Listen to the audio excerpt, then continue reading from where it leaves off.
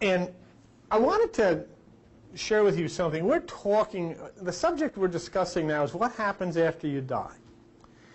And it's a subject that has really never been broached by anyone. And in religious circles, it's difficult to deal with it because basically what happens after you die in religious circles is that you either go to heaven or you go to hell. And the problem with that is you cannot in any way support the existence of places such as that. There is no scientific evidence to document that there is such a place. And so, you have a problem dealing with that. So if you talk about what happens after you die, what I wanted you to keep in mind is that this lecture or this series that we're doing now does not stand by itself. The discovery of the planets is a very important part of this. They're interrelated. When we went into the series about your body and the parts that were related to the scriptures and so forth, that also is very important and related. All of these things are interrelated one to another. And then, of course, we stopped and we talked about subatomic particles, and that's very important as well. So all of the things are connected one to the other. This series that we're doing about what happens after you die is part of the discovery of the planets, the body parts, subatomic particles. All of it has to be connected. You can't just isolate one without understanding that the other is also an integral part of it. Because what goes on inside of your body goes on in the universe, goes on in subatomic parts and so forth and so on. Everything is related together. Everything is interrelated together. One of the things, too, that I feel that we should understand is address why you are alive in the first place. And that attacks the idea of purpose. What is the purpose for your being alive? And no one has ever been able to address that. Let me show you basically why you are alive and what the problem is. You are inhabiting a body. Inside of this body, you are inhabiting a brain that is firing neurons to be receptive to your particular clan or your particular group or your family. And that brain has totally constructed and molded a personality which is you. It has nothing to do with God. You are the way you are because of your parents, your friends, your job, your school, your traditions. It has nothing to do with God or anybody astro-minded in any way whatsoever. So there is a problem, however. As you have seen over the years, the brains and minds of human beings have caused great upheaval on the earth. The earth is a magnificently beautiful place which has been systematically, in many instances, destroyed by the minds and brains of people, either by bombs or pollution, the animals and so forth and so on are being assaulted and so forth. So there's a purpose. And the purpose is that you, as an angel or an angel of light inside of this brain, are to change it. That's your job. Inside of the brain, you are to change all of the religious, traditional, socialization concepts that have gone on that have been contrary to the good and the welfare of socialization in the earth itself. In other words, your job inside of the brain that you have is to break the karmic traditional thinking that has gone on in your clan and in your head and in your family. And many of you have taken big steps to do that. Let me show you a little mythological exercise to show you what went wrong somewhere along the way. If you open the Bible to the book of Genesis, and if you look at Genesis, and in Genesis chapter 6, you find that on page, whatever it is, 3, 4, I don't know. 5, okay. So it says, and it came to pass when men began to multiply on the face of the earth and daughters were born, that the sons of God saw the daughters of men were fair, and they took them wives of all which they chose. And the Lord said, my spirit shall not always strive with man, for he is flesh. His days shall be 120 years. So in other words, what you have here is the same exact thing as you. You have a human being with a brain, an angle of light, which is you, enters this as a fetus. Now, there was a problem. initially what the program here was, that the human body would manifest the angle of light, everything would live in a harmony, and God could share the magnificence of the universe with us, so we could have fun too, and we could enjoy all the wonders of it. Somewhere along the way, the angle of light, which was the God part, fell under the pressure of the manifesting and growing structures of the brain and the flesh, and there was what was called the fall. Well, this thing continued to multiply itself and totally get out of control. And so people were coming, light was coming in, fetuses were being impacted by light and so forth.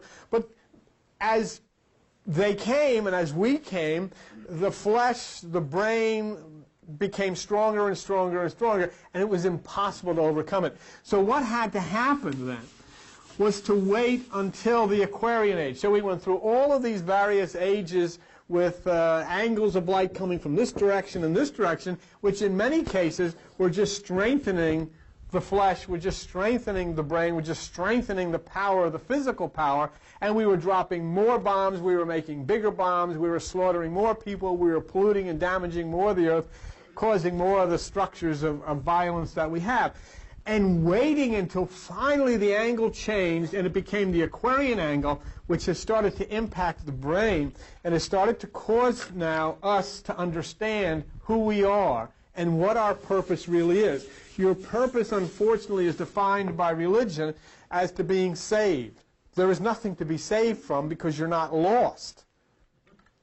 Because you are not the person that's sitting in this room that we identify with each other. The people that are sitting in this room that you look at and identify as one another are constructions of your parents and your friends and your traditions wherever you come from. That's all you are.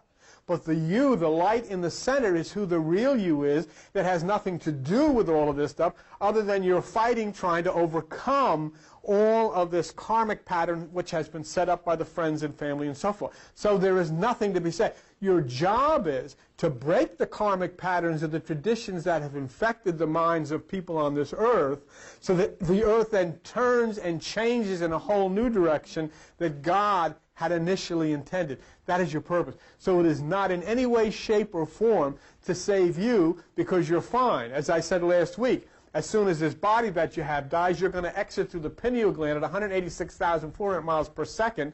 I'm out of here. You're gone, and you leave this thing here. And we'll talk about that. We'll show you that. We'll prove that. I talked to you about how when this energy leaves the brain through the pineal gland, and it first seeks water.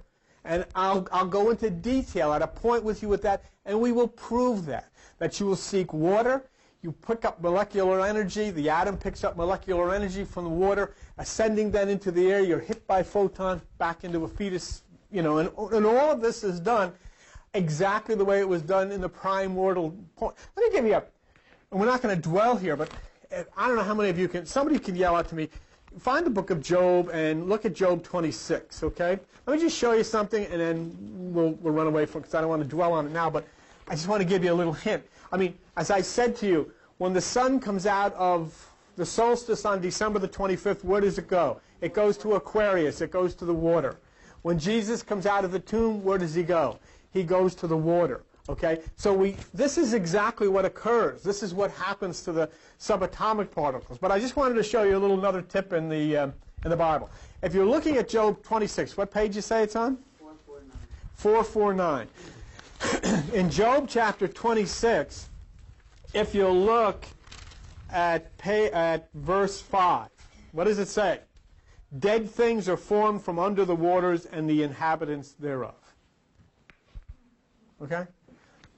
And if you'll speak to any scientist or physicist and you want to sit down and talk about the primordial regions of how life was created, you'll find that's exactly what happened, that it came from an interaction of the water, the sun, and the primordial waters and the steamy mist and all of this kind of business which created life.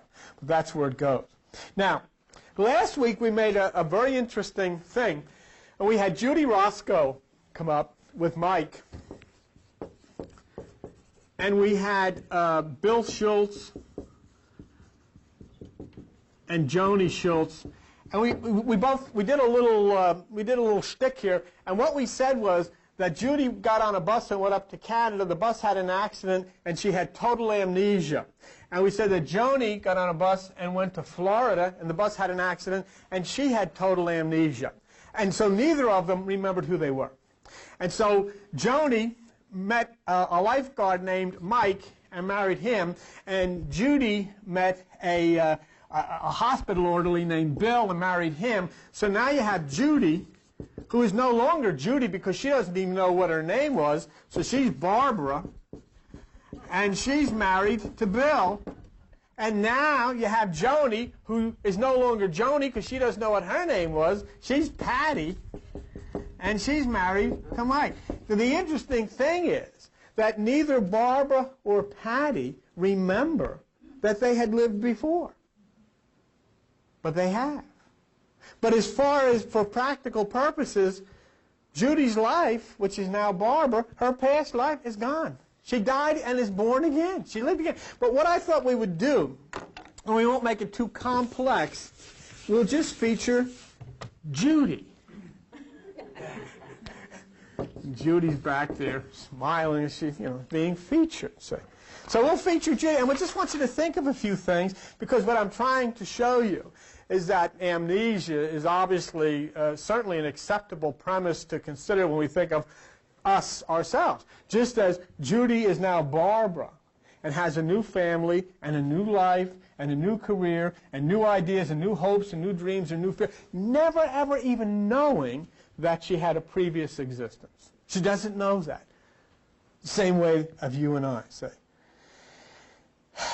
So Judy, who is now Barbara, has concerns about money. She has her family. She has her new husband. I mean, she doesn't know it's a new husband. She just has a husband.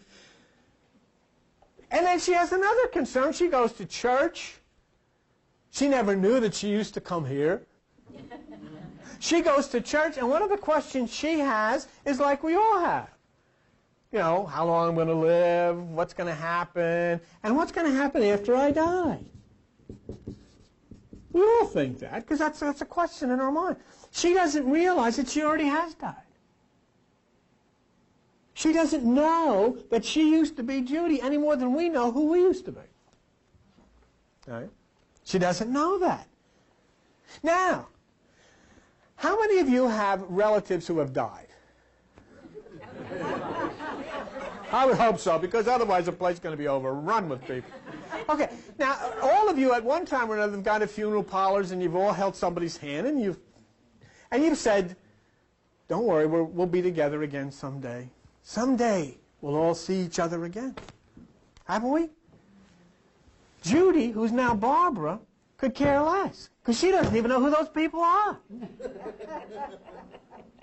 Her mother, her father, her uncle, Grandpa Schwope, all of these people that died, and she wanted to see them all. She forgot they even exist. She didn't even know she was Judy. How the heck is she going to care about these other people? If she's going to get up to the Golden Gate, they're going to say, Judy. She says, what are you talking, Judy? I'm Barbara. No, you're Judy. And she's going to say, you've been dead too long. Get away from me. So, I mean, the point that I'm trying to make is she has no desire to meet these people. Now, when she was Judy, she was living for the day when if she had to die, that she rejoined with her family. She could care less. She doesn't even know these people exist. So it's irrelevant, isn't it? Doesn't make any sense to even consider anything like that. Now, her new husband, who is Bill, his mother dies. And Judy goes and she says, somebody, and they're all holding hands, and Judy is now Barbara, and she says, someday we're going to meet her again. She wants to meet her new husband's mother. She doesn't even care about her own mother because she doesn't even know who she is or who she was. So it's all based on the mind.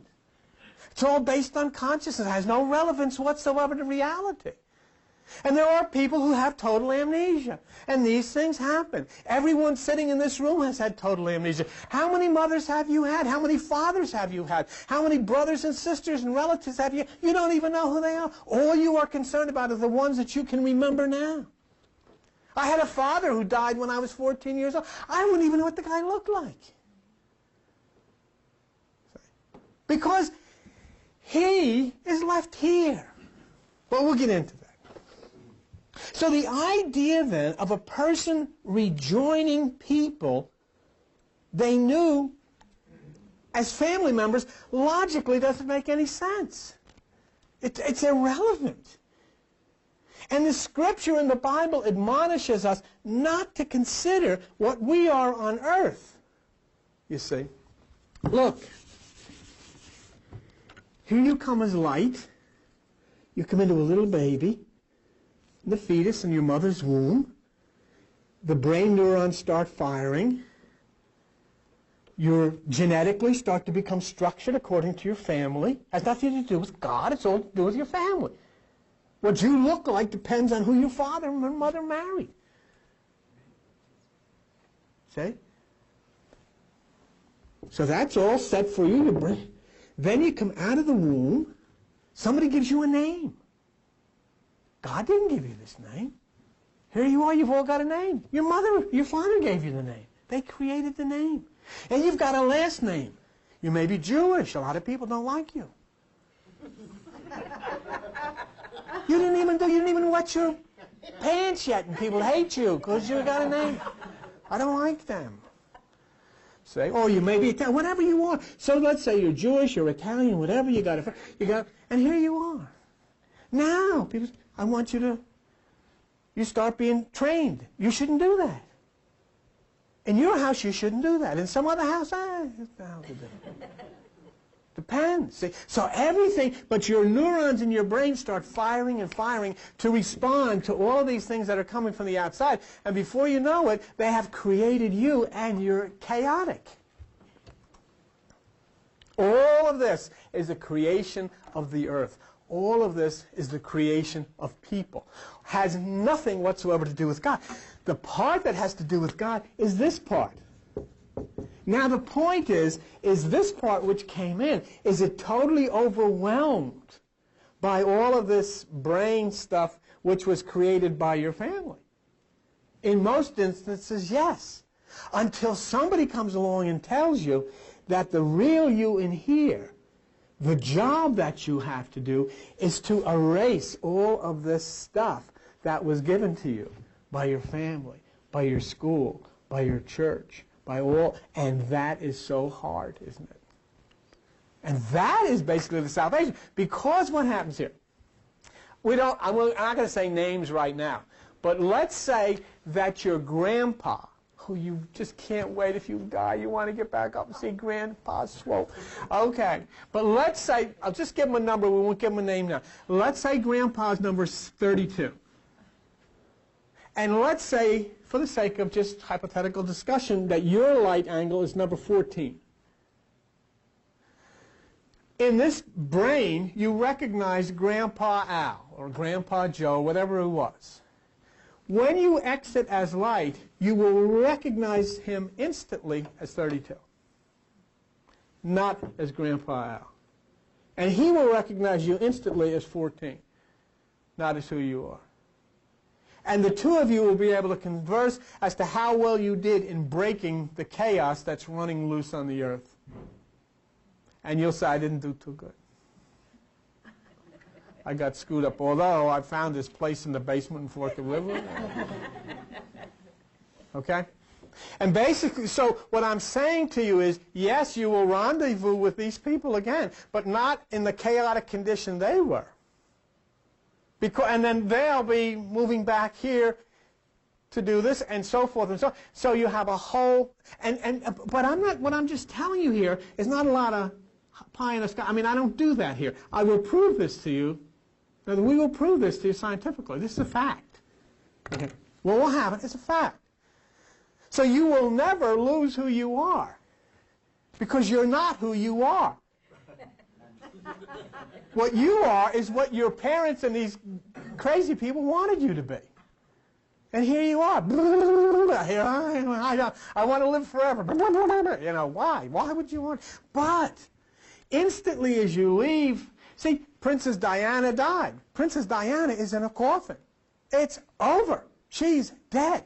But the light that was her is very much alive, totally understanding what's going on, and seeking at this point the water, the molecular energy, into the air, to be hit by photon and return back into a fetus and begin this process again.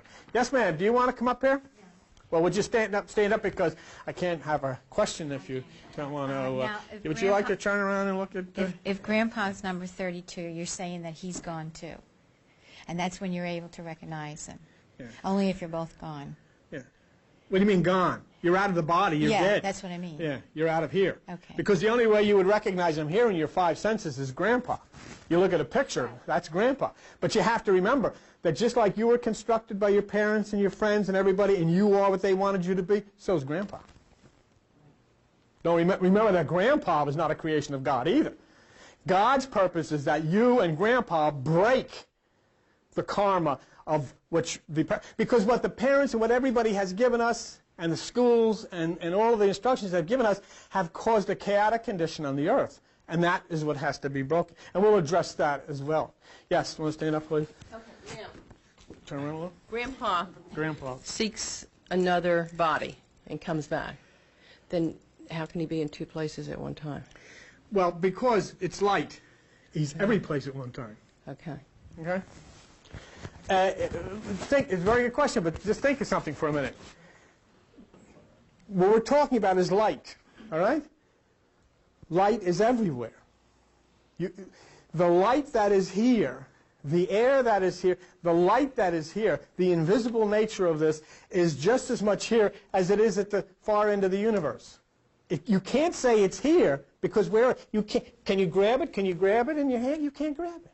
Why? Because it's not there yet. It's here. But it's everywhere. See? And so then also, you're only a quarter of an inch. Your skull is only a quarter of an inch that separates you from this. And here, everywhere is everything. I mean, there is no time. How could there be time? The only thing that requires time is in here. But we'll get into that. I don't want to be complex about that. But it is a very interesting thing, see? Because the true nature of light is that it is everywhere. You can't confine it inside of a brain. But it is there to manipulate and work the brain. Now, let me show you a scripture, and let's take a look at it. Because here, remember, the bunch of people were talking to Jesus, and they said, well, this guy he gets married 7 times. His brother dies, and she marries his brother and marries the other brother, and he gets 7, so forth and so on. In fact, do you remember the movie, 7 Brides for 7 Brothers? Yeah, okay.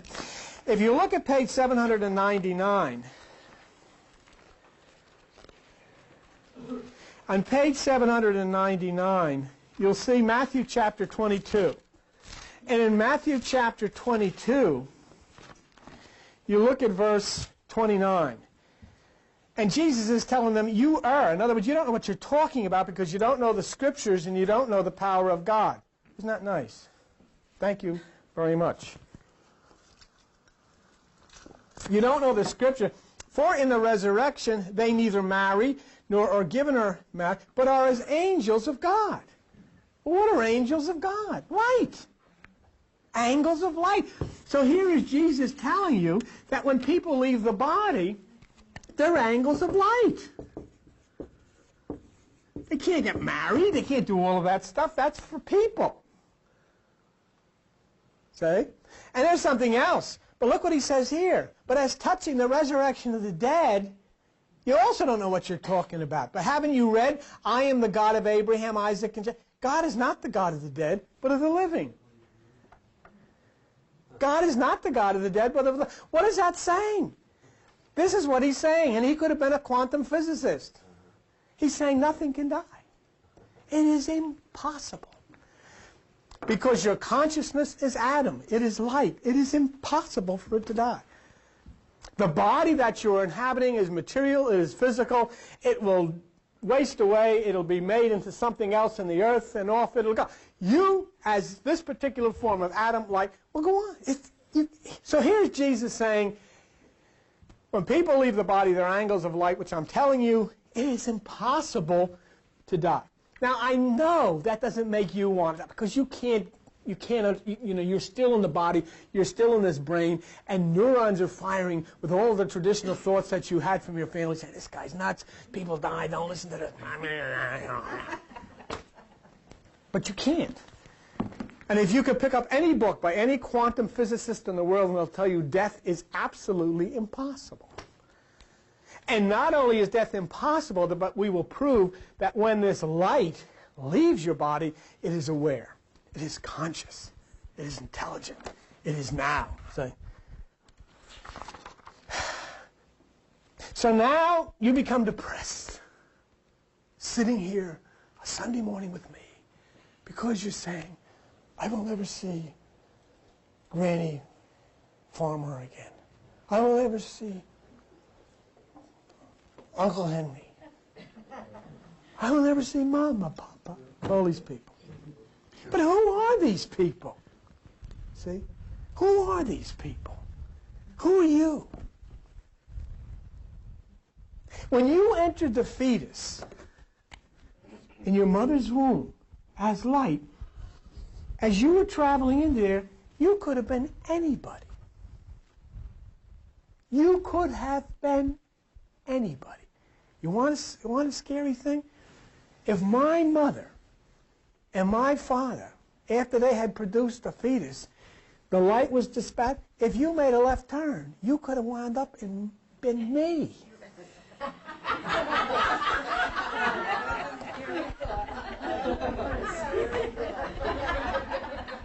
Oh, I know that's scary, but listen, take my point. I would have had to probably been you. Equally scary. Do you see what I'm saying? Is that when you enter, you could be anybody. It is when you get into that fetus that suddenly you are subjected to the genetics, the structure, and then when you come out in the physical form, you are subjected to all the traditional things. You were no longer of the universe, you're now part of your clan. Whatever your clan may be. The Mino clan, the Bianchi clan, whatever it is. They structured you. That's who you are. Nobody else. Totally subjected and created by neurons that would fire in your brain in obedience to all of these extracellular signals that are coming into your head, and you become what you are. Now, finally, when this nightmare is over, and you die. But you don't. Not only that, just before it is time to die, you will be triggered a message. You will have a message triggered to you. It's not unlike what happens, and Joan can talk to you about it, when you're about to get in trouble or you're liable to get hurt or whatever. There's something called the fight or flight syndrome. Your body kicks in. Your body anticipates that this is going to happen. It starts coagulating the blood first, and it starts sending adrenaline. It knows what to do. So if your body knows what to do in the fight or flight syndrome and pre the danger gets you in shape for it, what do you think it's going to do pre-death? It's all taken care of. It's all arranged for you. You stand outside and you're shaking and you're feeling so bad. And that's normal. We will always continue to do that. But the person inside here has been tipped off and knows exactly what's coming and knows exactly what to do. It's all taken care of by the light. Their baggage are packed. They're ready to go. The gate is open. Bang. And they exit at, I understand Princess Diana was going at 120 miles an hour when her car hit the pole, which is a terrible thing. Forget it. She left ahead at 186,400 miles a second. I'm out of here. Gone. Say. Now, when she exits, when you exit through the pineal. The pineal is the seventh. That's what it is. It's at the point of the seventh chakra, the seventh point, okay? Seventh seal if you're into Christianity. Now, this is very important for you to understand. When she leaves, everything that was Princess Diana goes like a balloon. That's the end of that. When you leave here, you leave. You don't take Pat Toohey with you. You don't take Penny Morrison with you. You don't take Dieter. They stay right here. Put them in a box, boys.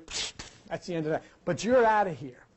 Now, why do you leave everything? And why did Grandpa leave Grandpa here? And Grandma is still here. And all of these people are still here. But they left. Why? Watch.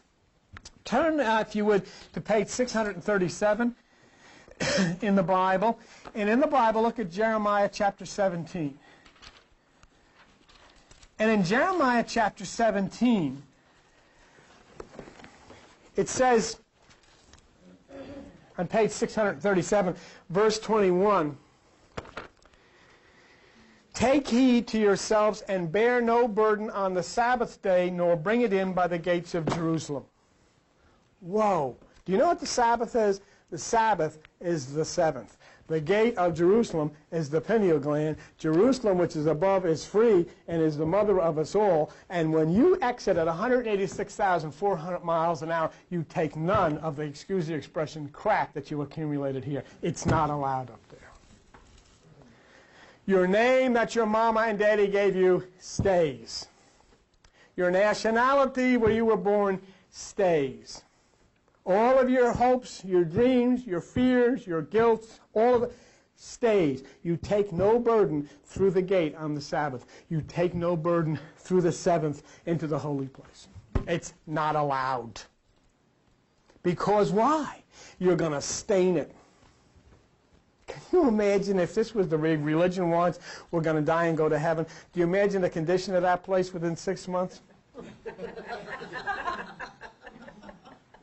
Can't bet.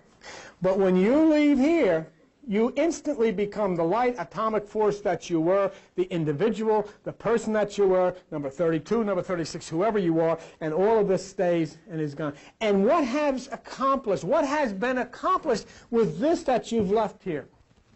You have started to break the karma of who you were. Joan and I, we talk about this. We have families that are both steeped in all the karmic traditions that have been created by mankind, the illusions of what life is, the fright about what really exists. And you know, I said to her, and we said to each other, you know, one of the things that we can really say, we know this is a fact, we have broken the karma. We've broken the chain. They've even stood and they've said to us, I mean, Joan's uncle was a very wealthy guy. The guy died. He cut us out of his will. I even went to, I was going to go down there and, you know, with my missile and whatever. No, serious. But why did he do that? Because we had broken the karmic chain. We were no longer part of that. And so many of you have accomplished what God in heaven sent you here to do. You've got to break this. See? And you've started to crack it. You've chipped at it. You've started to break it. Because this earth has not run the way God had wanted it to run. And of course, this is what I'm trying to tell you. As you are inside of your brain breaking away at these karmic hurts and guilts and all this stuff that has come down, something is happening in the sky. In the discovery of the planets, you remember the third eye that you've seen in the sky? All of that is coming just like John Wayne over the hill, coming to help you in breaking this karma. That's why the discovery of the planets that we did, the anatomical, subatomic structures that we discussed, is all integrated with this. You're not alone in this effort that's going on. This is the time of Aquarius. You've heard about El Nino and all the stuff going on? Remember something. El Nino means little boy. The little boy is Ganymede, who was taken by Zeus up into heaven. And the little boy Ganymede, who was taken by Zeus up to heaven, did such a wonderful job that he was promoted to become a constellation. And his name is Aquarius. El Nino is here. Okay. So you cannot take any burden, so that none of you and all of your family and all of this stuff, everyone who is your family when they left here left themselves here. Whatever they've accomplished, most of them accomplished nothing, because most of them died before the angle of light changed in Aquarius anyhow. But they've got a chance now to come back to make their mark. and to contribute, to do what God wants to do, to change this earth. Because there's other earths that are going to be created and other things that are going to have to be done. Why? What's the purpose? God simply says, this is fun, this is great, everybody together. Have a good time, enjoy yourself.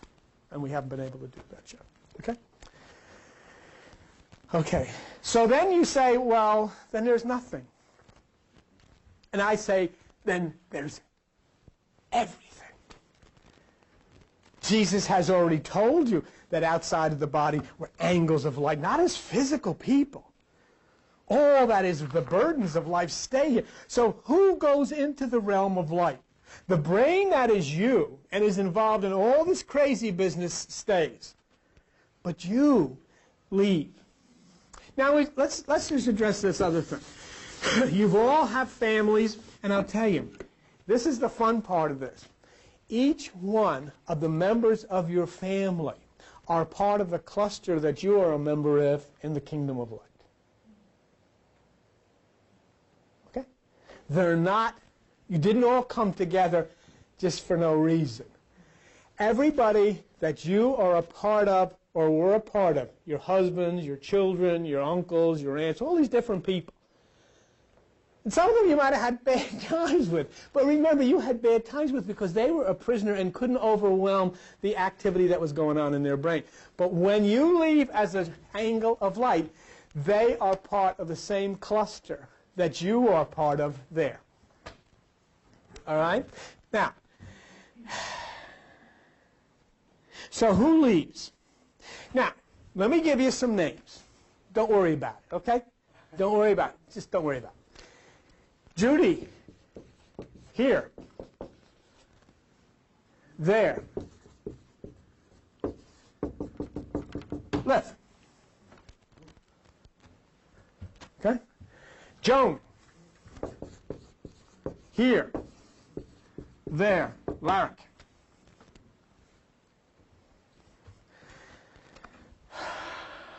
Penny, here. I want to make sure I got this right, Penny.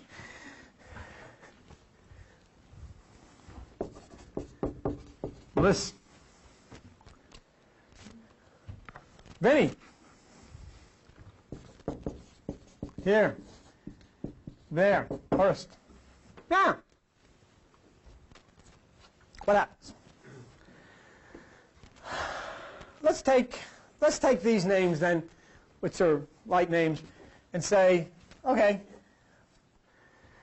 when Judy, who is left, exits through the pineal gland at 186,400 miles an hour, she goes to see her uncle who died.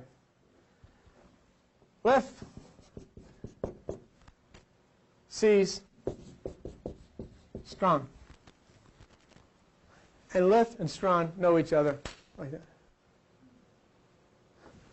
Both of them are freed from this.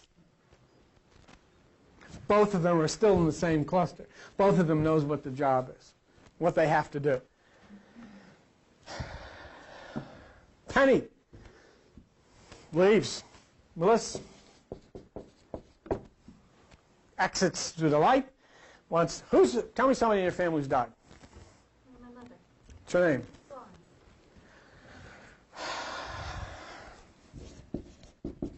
Arinsa.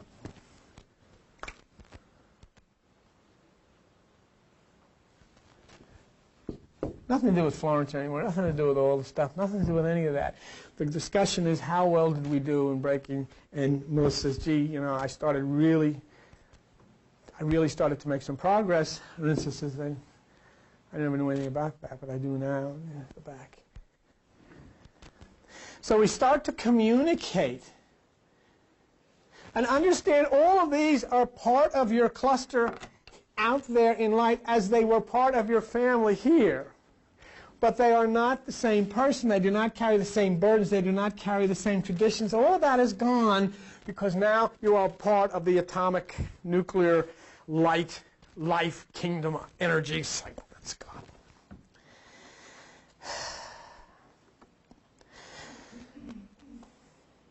So what are you doing here? Your purpose then is, as these angles of light inside of this brain, to break it, to chip away, to stop it, to redirect it so it doesn't continue to function in the way that it has, because it has been destructive. And God has been displeased. It wasn't necessarily your fault. It happened a long time ago, as we've read about in the Bible. Something overwhelmed the light forces inside, and the brain became more demonstrative of the creation of man than it was of the creation of God. So what is your job? Page 617. And if you look there, and in the book of Isaiah, in Isaiah chapter 58, Isaiah chapter 58, if you look at verse 6, is not the fast that I have chosen to loose the bands of wickedness, to undo the heavy burdens, and to let the oppressed go free, and that you break every yoke? That's your job. How do you do it? By breaking the karmic illusion that says you are set apart. You are not set apart. You are part of the kingdom of light. You are part of the cluster of the oneness of the universal light. And you rejoin that, and you flow into a harmony with it. And as you understand through the scriptures, and you understand through the anatomy that we've shared with you, and you understand through the planetary movements, and you understand through the subatomic quantum, that you are one with all that is life in the universe, then you have broken the chain that says, I am part of this group, and we do not believe your group, and you can't do this, and we can do that, and all of this kind of stuff. You say, I am flowing in a oneness. I am one with this whole universal harmony. I have broken the yokes. I have broken the bondages of traditions and religions and socialization of governments, and I am one flowing with the universe. I have broken the karmic chain. That is your work. And that is why I am talking to you now, for you are of my cluster. So indeed, you will leave, and you will return to Atom, and you will regain your name, and instantly you will go on with your experience, and you will see those who had been trapped inside of brains that you knew, and you see them in this new realm of light. And you will talk about the failures of some who could not overwhelm this energy because they...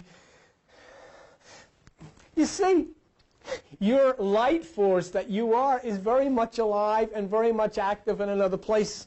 When we get into quantum, we'll talk about that. I won't worry about it now. But remember something.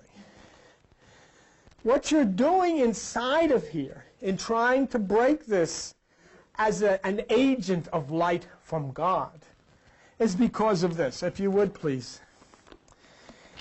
Page 924. I won't keep you that much more. Let me ask you a question.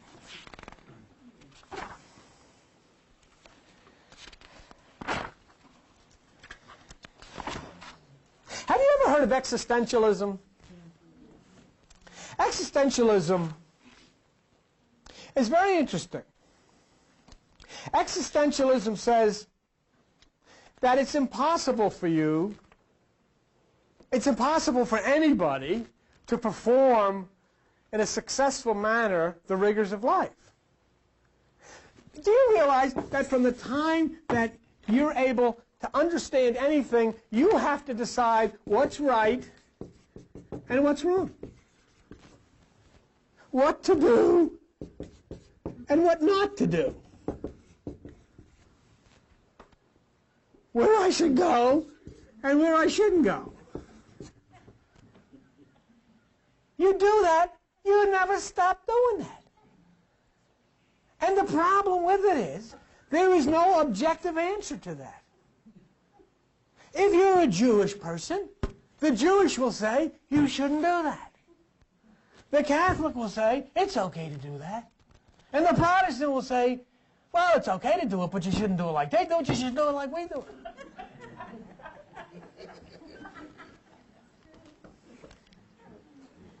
So what are you going to do? This is, you're guilty. And so what you try to do then is, if you ever then try to abide by your clan's rules, you have to understand that your clan's rules are different than other clan's rules. So when you say, should I do this or shouldn't I do this, you may do this because your clan says to do it, but you have to remember there's a lot of other clans that you shouldn't do it. And so then, what does that create? Right. And then you say, I know I should do this, but I'm not going to do this. Now what has happened? You have created something firing neurons in your brain saying, guilty, guilty, guilty. You're guilty. You didn't do what you were supposed to do. Not only then, after this happens for a while, you're guilty. After a short period of time doing this, you're crazy. Because you don't know. That's existentialism. Basic is very, very, absolutely true. Absolutely true. There's no possible way that anybody knows what they should do because what's good here, what's not so good over there, whatever. You know? Depends where you are, depends what clan you belong to, whether it's okay. Go 65 miles an hour in the parkway, you get a ticket. Go 125 miles an hour on the Autobahn and people are passing you. Who cares? What? Real quick, and then you go. But we have a lot to do. I hope, you know, you heard some strange stuff today. I don't know if you, don't tell your friends this without sitting down and going over with them, you know. Quiff and lift, they may not understand. Yes? I have a question. Come, could you stand up? You got to hold it. Whoa. Stand up, please. When the group all leaves together, and say Grandpa dies long before me, and I'm in his group, that's why there's different times when we come back, different times, that there's never a set time of when we come back. Because if we're waiting for that cluster, this so-and-so in the cluster might have died 50 years before I'm in that cluster. And is that why the difference is of the time? Well, there could be a difference of time here, but you have to remember that in the realm of light, there is no time. There is no time. Time does not exist. I mean, if you take your head off and you stand there without your head. No, seriously, I'm very serious. The only thing that makes time is because you're confined in here. I'm saying our thinking here then, our head here. Yeah. What up? That's why it would be. It could be. We'll explore that. But that's a good point. We'll explore it. So, You could equate there's no time. When you meditate, there's no time. absolutely. Yeah. Absolutely. I mean, the people that go into a coma and they go into a coma today and they wake up 20 years from now, it's an instant. But I don't know. So there is no time. Okay. Real quick, the reason that you are inside of the brain and God has assigned you as angles of light and now has sent this Aquarian at a different angle. Nothing could have been done prior to this because the angle of light did not come in at the correct angle to energize the part of the brain that would recognize this. That's why it took 499,000 years for people to invent a light bulb. The angle of light that was the intuitive part that comes down, which we call Aquarius, wasn't ready until now, and now it is hit. Real quick, page 924, I just want to show you why the Bible says that you have to do this stuff, okay? Romans chapter 8 and verse 7. Because the carnal mind is enmity against God, it is not subject to the law of God, neither can it be. Neither can it be. It's over. It doesn't make any difference how good or anybody. See the problem we get into in all of our religious things, and this is your new thing here, okay? I'm not talking about people who break the law and beat up people. I'm talking about people who may be different than you are. Okay? You have to realize you cannot change people. But what you can change is the way you react to them. And as you start to change the way you react to people, you start to accept these unusual things that these people do. See? Then you start to flow in a harmony, realizing that the cat and the dog, you know, will just learn how to tolerate one another and just... I mean, I have a cat and I have two dogs, and the cat never says, you know, these dogs, you know, they got to get saved and they're going to hell. He just, get away from me. Yeah. Okay, so there is your challenge the one who is trapped within its tentacles of fear and guilt, okay, seek to break and to untrap ourselves, and then we can send out this energy that can free other people. And your knowledge of this will help other people to become free. It says in Ephesians 4:22, put off concerning the former conversation the old man, which is corrupt according to the deceitful lust, and be renewed in the spirit of your mind. To have a new mind. And Romans 12:2 says, be not conformed to this world, but transformed by the renewing of your mind, that you may prove what is good and acceptable and the perfect will of God. Okay? Okay, I think we've done enough. So we have a long way to go. We have to explore the primordial deep. I have to prove to you where the energy goes after it leaves the brain, and so forth. And then we'll talk about further entities who are part of your cluster and so forth and so on, and introduce you down the line. We'll see. But it's really interesting. But please, I don't want you to separate, and this is what's very important to me. I didn't stand up here with all of these planetary discoveries and Hubble's eye in the sky, just to entertain or something, and about the subatomic and about the bosons and all of this stuff. All of these things we're teaching in this order because they're all part and they interrelate. What we're talking about now, it's really a thing. What happens when you die? That's kind of a silly thing.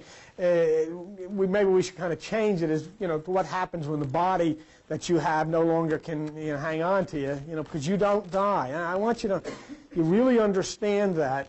And that all of these people that were so meaningful to you are so meaningful to you and were so much a part of your life and are so much a part of your love because they are part of the same cluster that you've been part of for eternity in this kingdom of light. And that's the way this was all created by God. But He wanted you to be able to share the same love here. Would you want to stand up, please? And I have a question. The cluster thing.